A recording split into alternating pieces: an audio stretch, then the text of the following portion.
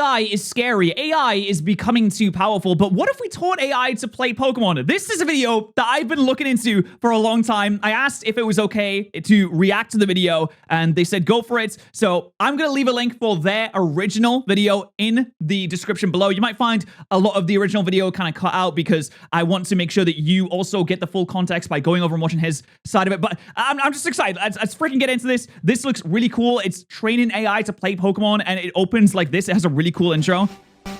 I don't know how he did this. I don't know how Peter edited this.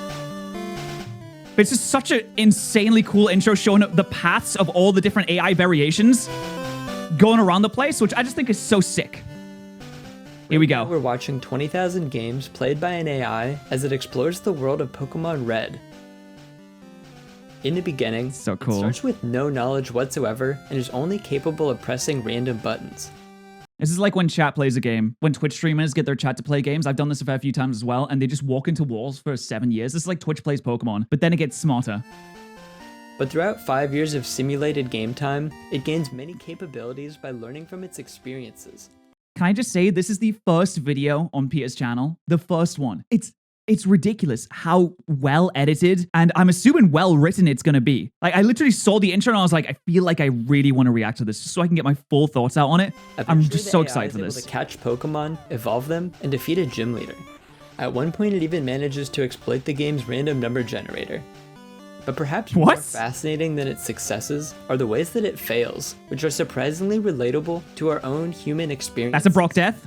It turns out that studying the behavior of an algorithm can actually teach us a lot about ourselves.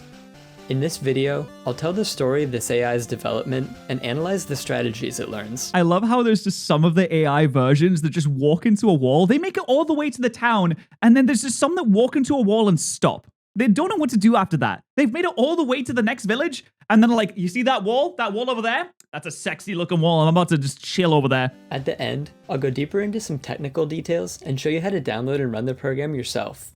Oh, okay. So if you wanted to, you could make your own variations with this too and see how many variations of the AI it takes to even get the first gym badge, complete the game, although I'm sure we'll learn here.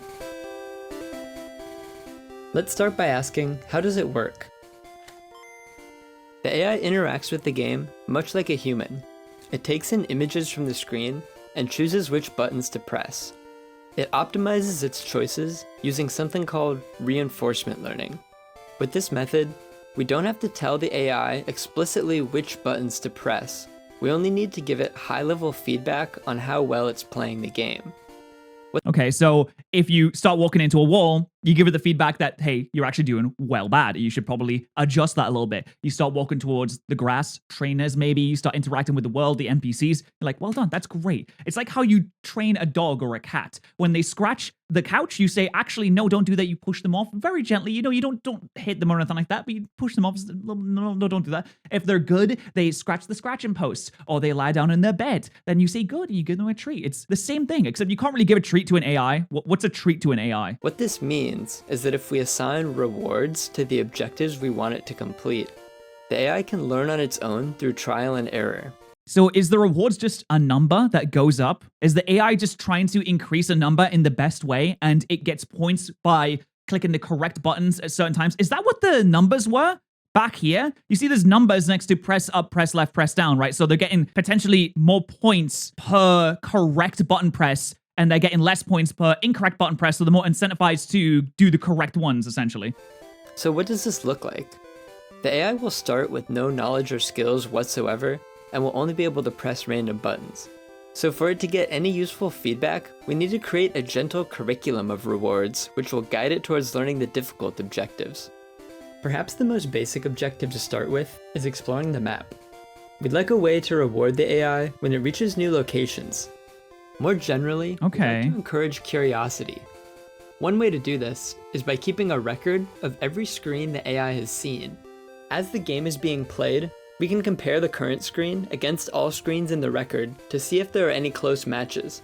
If no matches are found, this means the AI has discovered something new, so it will give it a reward and add the new screen to the record. I wonder if this was some kind of university like dissertation or something that was done, some kind of like university project Because this is pretty high level stuff. It's not really something you just do in your spare time, is it, Peter? Unless Peter's just an absolute goat. He's like the god of coding. Rewarding it for unique screens should encourage it to find new parts of the game and seek out novelty. Alright, now that we have an objective, let's start the learning process and see how it goes. At this stage, the AI is essentially pressing random buttons just to see what happens. It doesn't have an idea where to go. To experience more quickly, we'll have it play 40 games simultaneously, and each will play for 2 hours. 40 games. You'd have to have 40 different versions of the game open. And also, keep in mind, he's recording every variation of these games. It's going to take up a fair amount of just video space or hard drive space just on these video files. The coordination on it is mind-boggling. Now the AI will review all of the games and update itself based on the rewards it earned. If it goes well, we should see incremental improvement and the whole process can repeat. After a few iterations of training, the AI finds its way out of the starting room noticeably faster than when its behavior was random. And then the AI starts mining Bitcoin at the same time in the background. For some reason though, instead of exploring Route 1, it becomes fixated on a particular area of Pallet Town. Why is this? The water? It turns out, when you're seeking novelty, it's easy to become distracted. Notably, the area it's stuck in has animated water, grass, and NPCs walking around. Oh, there's a lot going on here. Yo, the AI has ADHD. It's just like me, for real. It just wants to touch water so bad. This animation is actually enough to trigger the novelty reward many times.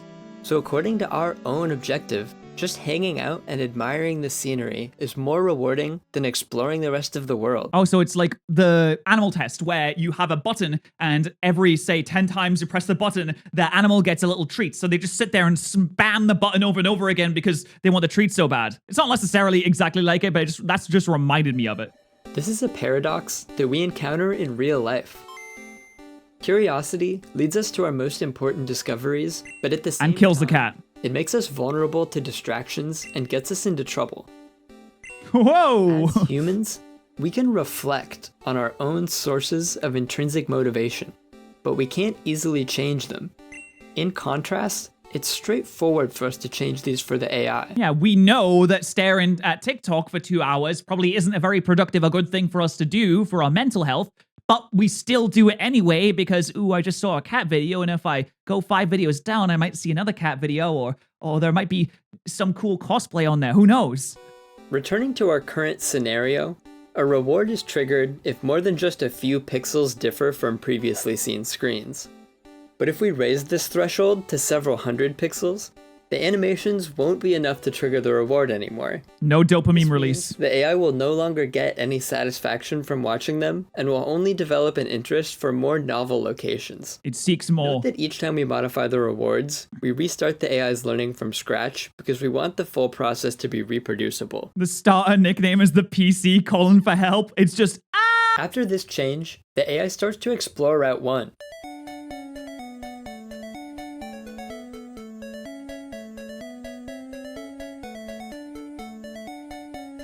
You can get through. Way, you did it! I always knew you could do it. Come on, you're almost there, buddy. Come on. Yeah. Keep going up. Keep going up. Just, oh, so much novel stuff up there. You're gonna get so many novelties. You're gonna get a whoopee cushion. It makes its way up to Viridian City. This is great progress. But now, there's another problem. Oh yeah, that starter name definitely is a call for help. And that Rattata name, what's like, In most battles, the screen looks pretty much the same, so there's not much exploration reward to be gained doing battles. This in turn causes the AI to simply run away from them. But ultimately, it can't progress. But the AI has learned that clicking that button can bring you back to that screen, which is kind of cool. Without battling.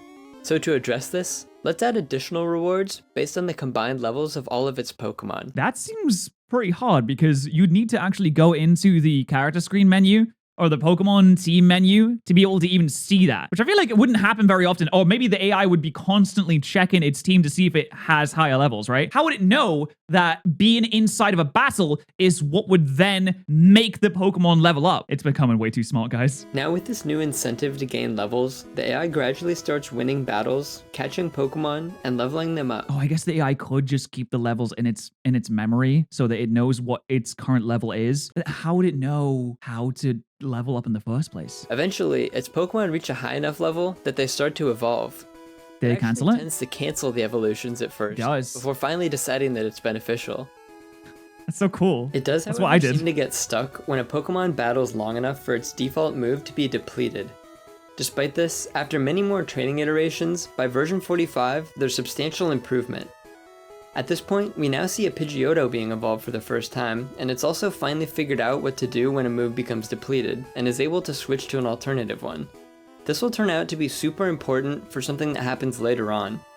Okay, so at this point, we're only 6 minutes into the video, and this AI is already smarter than 90% of 5-year-olds because it managed to get at least a somewhat diverse team by getting a Pidgeotto to evolve. At version 60, the AI starts entering Viridian Forest and begins its first trainer battles.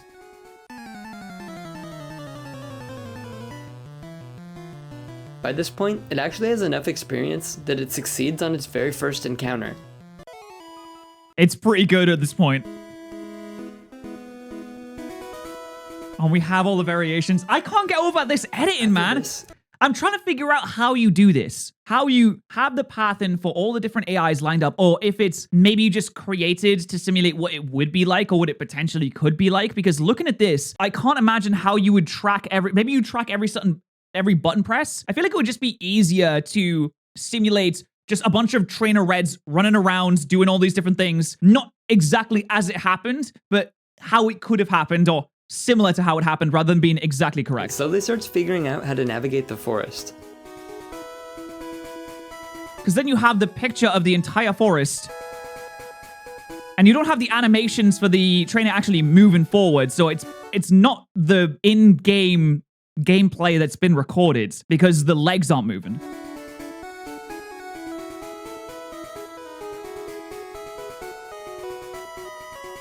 I like how so many of the trainers just get stuck in the grass outside of Viridian Forest as well. They're like, dude, we can do so much grind in here, mate. We can get so many levels. It's going to be brilliant, I promise.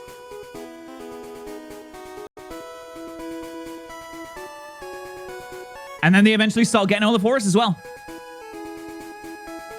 Do they always go to the right when they leave the forest? It looks like they do. They always like go up and then to the right, and then it looks like they leave after that. Which is quite funny. That none of them just like walk up and leave. Finally, at version 65, it's found out how to get through the forest and makes its way up to Pewter City. Okay, 65 versions and it can already do this is incredibly impressive.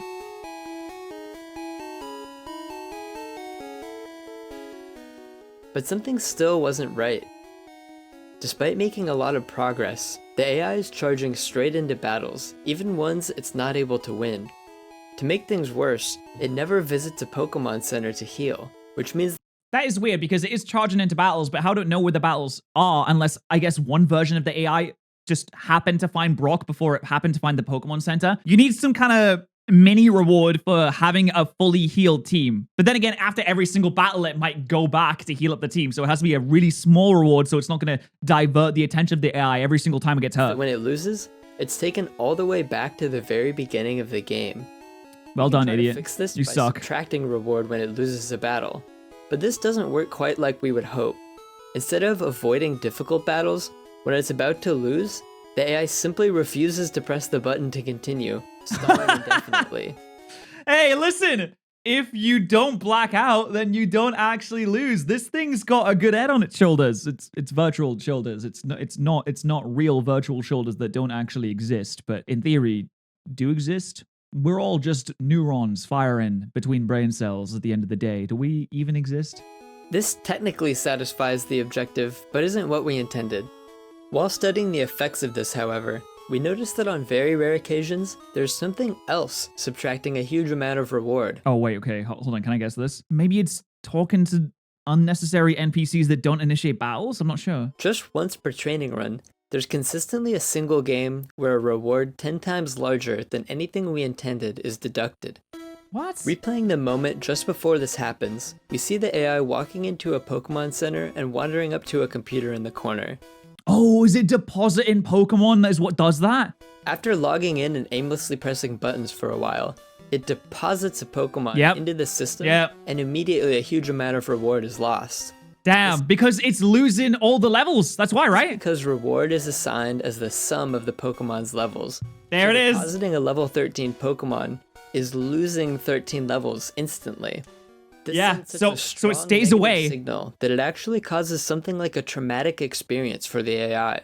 Oh my god, that's so sad. The poor AI, what are we putting this thing through? So that's might be why it avoids Pokemon centers as well. It doesn't have emotions like a human does, but a single event with an extreme reward value can still leave a lasting impact on its behavior.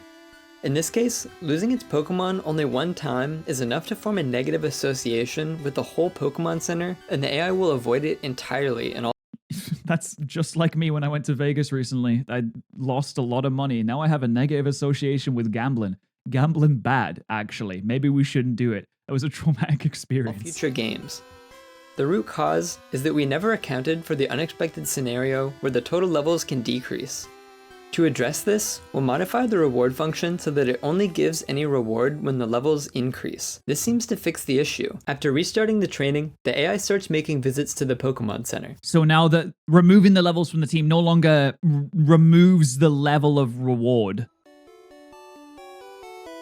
God, there's so many of them. How many of them actually fight the rival off to the left there? It looks like no one is going to fight the rival off to the left there.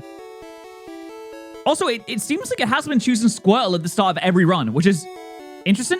Is it because Squirtle is a certain position in Professor Oak's lab, or it always seems to catch Pidgeys, it always seems to catch Rattatas and all that? Finally, we see it starting to challenge Brock in the Pewter Gym. This battle is much harder than the other ones and poses a significant challenge because the AI's previous experience is now working against it. I wonder why the AI just doesn't grind more. Like, there was a point where the AI was gonna get a Water or so it could have evolved into a Water, or then it would have gotten a Water-type move. And I feel like at some point it would have associated Water-type move with beating Brock, because it would have clicked it randomly at some point. The Water-type move has a higher base power than Tackle, I think, because Tackle is 35 and Water Gun is 40. So it could, in theory, say, oh, higher base power, let's use that. And then even though it doesn't know it's super effective, it would still kill it. And then it would be trained to use that move against Brock in the future. Up to this point, it's had great success using just the primary moves and has learned to rely on them exclusively. Now, it needs to use something else. This issue might seem trivial, but even humans struggle with the same fundamental problem. Our experience and biases help us make decisions and solve problems more quickly, but they also limit our thinking and hamper our ability to approach a problem from a new angle. That's true. If you already know the good way to do something, you're probably not going to approach it from a different direction. It's like a lot of YouTubers. How many Then We Fight videos do you see on YouTube nowadays? It's because people like them, they do well, they have good retention rates, people enjoy the videos, they are pretty fun to record because you can just sit down with your friend and do a little battle and it works out really well and you can just have a fun little mini game beforehand. And since we've already figured that out, we're like, oh, well, a lot of people have just started doing those. I just started doing those. I mean, I still do other videos sometimes as well, but I mostly do those videos now because they're quick-ish, they're fun to do, people really like them, so I'm like, well, you know, it kind of stifles the creativity of me, I feel, at least, because all I'm thinking about now is how do I just do a better video of this style rather than how I do a better video in general. I do try sometimes, though. Have any of them tried to go to Route 22 and do the optional rival battle? That's what I was saying before. I don't think any of them have. At least it didn't look like it had when it showed the overview of the map before. To make matters even worse, if the AI loses the battle too many times, it will actually learn to avoid it altogether. But after carefully tuning our rewards and countless failed attempts, the AI finally has a stroke of luck. But it's only version 100s. We see it starting the gym battle with just one usable Pokemon that has only a Water? fraction of its hit points and available moves. Okay. Bubble. Normally, this would be a pretty terrible strategy. But since it now cannot use Tackle, it'll be forced to use Bubble. I think it would know that Tail Whip won't do any damage, so it's like, okay, damage and move is Bubble. We have to use this now, and it'll just sweep it easily. It doesn't know that a Water-type move will be super effective against the Rock Pokemon. But because Tackle is fully depleted, it sees it needs to use an alternative move and switches to Bubble instead. Yeah, accidentally learning type matchups. Oh, it's doing it. Let's go. After over 300 days of simulated playtime and 100 iterations of learning. 300 days. This took so long to make. Listen, this is incredible. This is fantastic, Peter. You've done an amazing job, mate. AI defeats Brock for the first time. This accidental breakthrough helps it learn to choose Bubble as its default move, and in future games, it wins this battle more consistently. Oh, he's sweeping now. He's going crazy on him. He's styling on him. Expectations of what I thought would be possible when I started this project. So sick. A huge number of experiments to get here, but I still felt amazed each time I checked in on a training run and discovered that the AI had reached a new area. I would go as far as to say it was a very rewarding experience. So this seems like a reasonable stopping point, but just out of curiosity, let's see how far the AI will go if we let it continue. I don't think it could beat the game. Well, actually, no, it probably could eventually. It would take a lot of attempts and take a very long time because it took 300 days for it to get the first gym badge. But I feel like it's a snowball effect where once it's got the first one, it's kind of like learning how to do battle a little bit better. It's going to get the second gym badge probably maybe like 100 days. Still a long time. After the gym battle, it starts encountering trainers in Route 3. There's some just breaking 3 into Route 3. I want to break free. Oh god, now they're infesting like ants. There's a massive infestation happening here. It's bloody ginormous.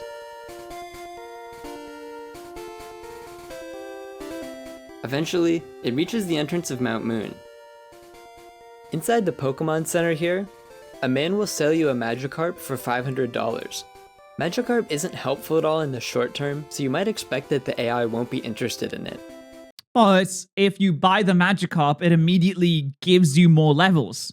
So I feel like the AI would be interested in just getting more levels, right? However, buying it is a super easy way to gain 5 levels, so... Boom! Oh my god, I can't believe I'm predicting this, man. Oh, this is fun. I love just like trying to run my own thought process alongside what the AI might do here. The AI buys it every time. Over all of the games, it buys a total of over 10,000 Magikarps. The AI's behavior might seem silly when its objective has become misaligned from its intended purpose, but there are times when the same thing happens to humans. In order for the AI to progress in the game, we configured it to find ways to increase its levels. Similarly, evolution has selected humans for survival as hunters and gatherers, which naturally configured us to find ways to acquire scarce foods. When the AI reaches an area with a cheap but pointless Magikarp, it buys the Pokemon every time because this increases its total levels. And as humans have reached our modern age... Mackie D's. Yep, Mackie D's. We always buy the cheap Mackie D's, even though Mackie D's isn't that cheap anymore. Seriously, you go in there, it's like what, like £5 for a Big Mac? That's what's going on. What's going on, Ronald? I thought we were supposed to be cheap. What happened to the pound menu, mate? We instinctively buy unhealthy foods because they contain the historically scarce nutrients. Each of these proxy objectives arose from very different circumstances, but when their environments changed, they both became misaligned and no longer supported their original objectives. The AI is really just like us. Next, the AI starts to explore the cave inside Mount Moon.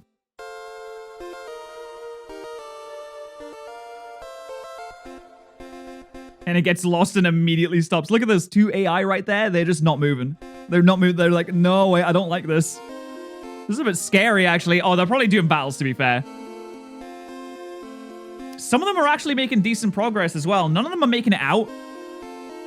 There's little tricklings of them that are trying to make it out. They're really liking that room for some reason. Is it because there's an item in there? They love that room. There's nothing really in there. Is there a trainer in there? Up to this point, it's there is. Every wild Pokemon that it's encountered. But Magikarp is so ineffective that it eventually learns a special behavior just for this Pokemon. Switching? If Magikarp is sent into battle in any situation, it will try to run away no matter what, sometimes even while fighting a trainer. It's getting smarter. Despite exploring a lot of the caves, it seems to get stuck in this passage, possibly because the area is too visually uniform to trigger the exploration reward. I unironically think that this AI would be able to get through Rock Tunnel a lot easier than most actual players would, because it's just going through a certain kind of list of commands in its own head and it's figuring things out, but it remembers. Humans don't remember very well when it comes to dark areas. We don't really remember exactly where you are, and that's how you get lost, right? But the AI remembers where they are. The darkness doesn't even affect it. It doesn't care about the darkness because it knows where it can step and where it can't step already. If we extend the games to run longer than 2 hours, it's able to evolve Blastoise and Pidgeot, but it never makes it all the way through Mount Moon. They got Blastoise? To improve our reward function, but instead, we're going to use this as a stopping point and start to analyze what the AI has learned. Nice. That's sick. Okay, so when I asked Peter permission to react to this video, they said yes on the condition that I wouldn't, show just ridiculous amount of the video without providing any commentary on it. And I think I've done an okay job, but what I want you to do is I want you to go and watch the rest of the original video on Peter's channel, because I feel like this needs as much love and support and views as possible, because he's put so much work into this. And I'm going to be finishing this video myself, and I cannot wait to finish it because I'm a massive nerd for this kind of thing, and it makes me so excited. But I want you to go and please show him a lot of love and support, because this was absolutely fantastic. I think this is great. I can't wait to watch the rest of it. Peter did a fantastic job. More stuff like this would be absolutely amazing. And I hope you go and enjoy it over on Peter's channel. There's a ton of content left in this video that is just, it's going to be amazing. I promise you. And if you want to see more of my dumb face, then you can also subscribe to this channel too.